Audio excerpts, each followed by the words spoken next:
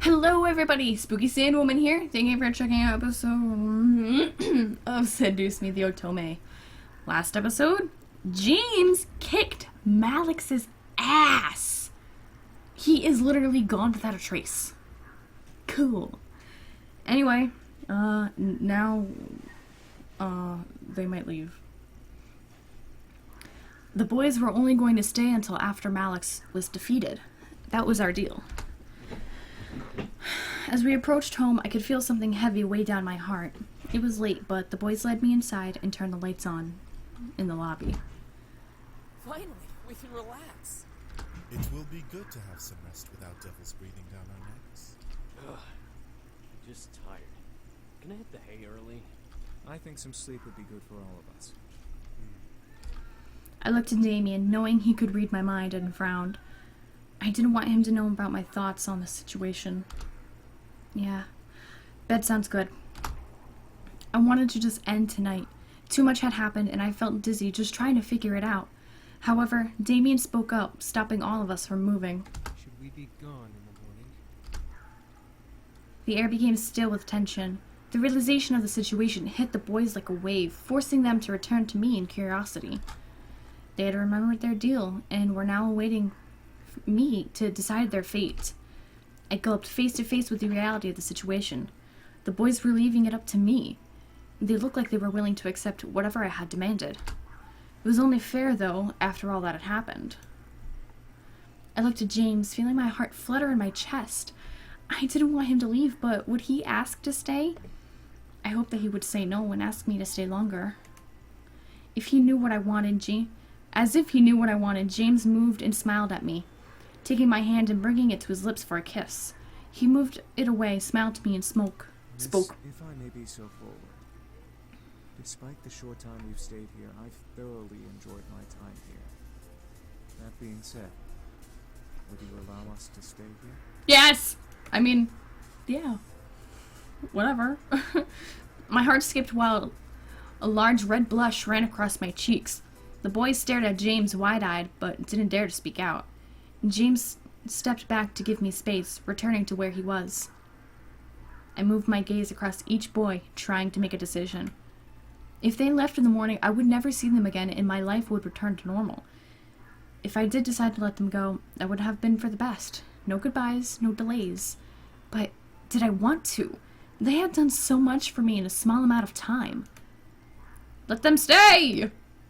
I wanted them to stay. I wanted him to stay. I merely smiled, staring at the man I had come to have feelings for, before speaking at last. I would love it if you all could stay. The boys cheered tiredly, but nonetheless enthusiastically. I giggled at the sight. It was cute to see everyone so excited, despite the tiredness that ran equally through our bodies. Today was a rough day. My home is your home, as long as you can still help with chores. The boys nodded in unison, agreeing to the terms I had set for them. Despite the good situation, I felt myself slowly slipping into unconsciousness. However, James quickly clapped his hands together, getting everyone's attention and waking me up, making sure I didn't pass out on the floor. All right, everyone. We're all very tired, so let's head to bed, shall we? Oh! Yeah, sleep is actually a thing. We've had a very long day, but it will be good to just relax tonight and tomorrow. Sleep sounds really good right now. Yeah, man. I watched a very happy smile grow onto James's lips. He shared my excitement, knowing that we could be together longer. Who knew how long we would stay together? All I cared was that I would be with him. The others quickly left to finally rest, leaving me and James alone at last. My heart fluttered a bit as James walked closer to me, gently wrapping his arms around my form. I placed my hands onto his shoulder, leaning close. You are an absolutely wonderful woman. I'm so happy that you let us stay here. I'm happy too, James. I stared up into his eyes, getting lost in them. I didn't know if it was the tiredness or my growing attachment to him, but I felt myself lean into James's body. It invited me to stay a while, making me forget that my bed was also calling me. Hey, listen. About what happened at the warehouse. No, it's fine. You did what you had to do. I understand. I had accepted everything while in James's warmth. He was real, and he was someone I didn't want to be without, even if that meant nodding against my curiosity. Besides, I was too tired to explore that memory further. James nodded before kissing my forehead sweetly. Come, let's get you to bed. Okay. I nodded before James gently lifted me up into his arms like a bride and carried me to my room. I didn't want to leave his arms, leaning my head against James's chest, but eventually I was slowly lowered to my bed and covered with my bed covers. I was still in my school clothes, but I was too tired to strip or care. I looked to James, fighting a yawn from escaping me as he gently ran a hand over my hair. Blech. Have sweet dreams. I'll prepare breakfast again for you in the morning. I nodded with a tired smile before watching him slowly stand and leave my room, closing the door. I thought, maybe, I don't know. A wave of happiness washed over me as I laid in bed. I made a good choice. Sure, it would be hard, but I could tell that I would be able to manage it. Help around the house and being with a man whom I was slowly starting to fall for would be worth it. I slowly let exhaustion take over. I let sleep consume me as I drifted into the darkness in my mind. Everything was peaceful. I was happy.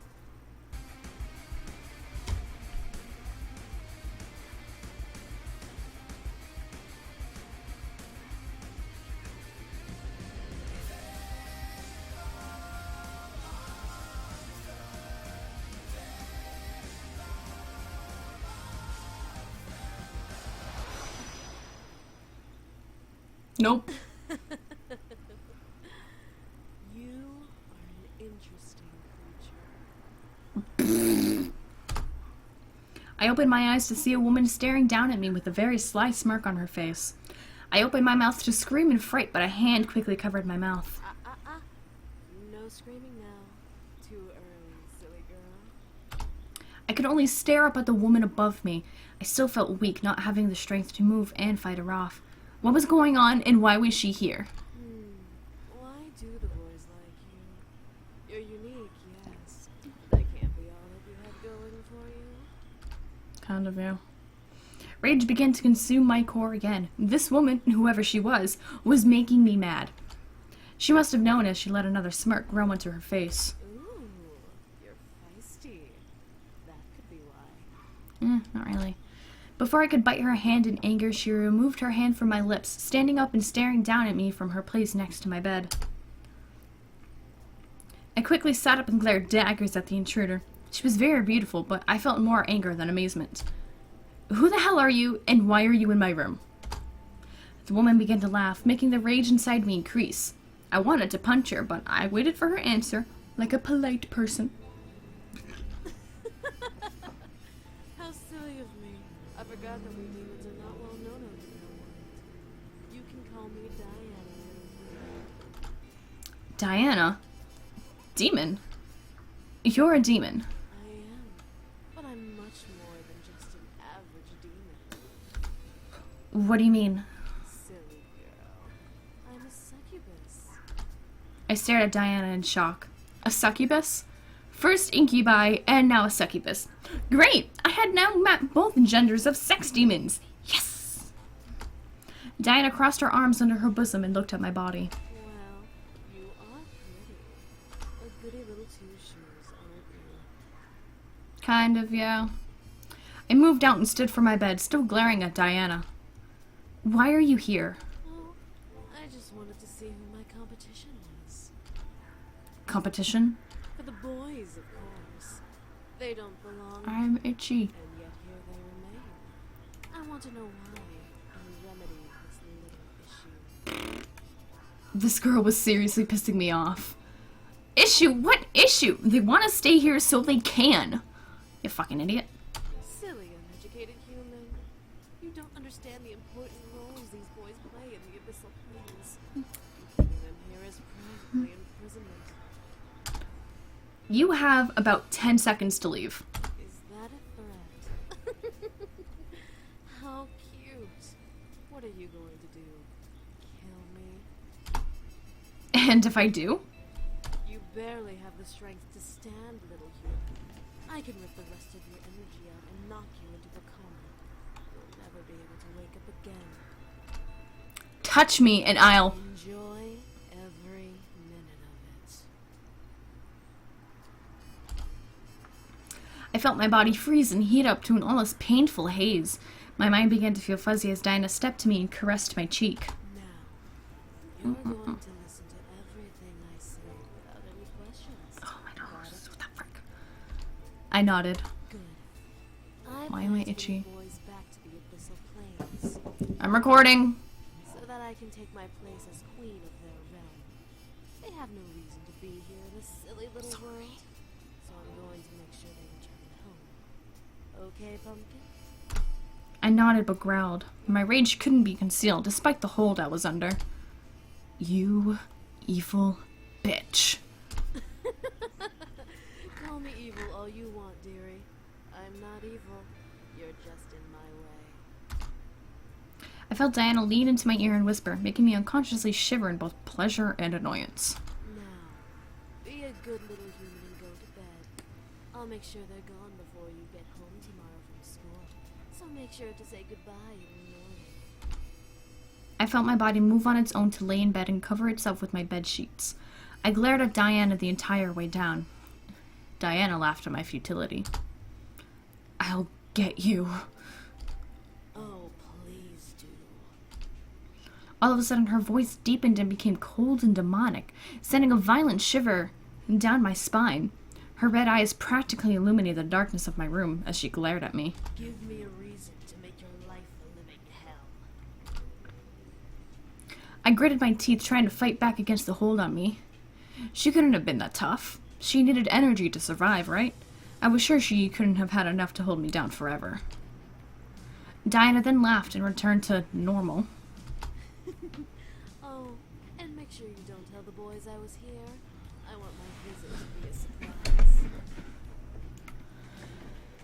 I felt the hold on me disappear, allowing me to sit up and practically growl at Diana in rage. What's stopping me? And you must not care about your friends and family as much as you care for the boys.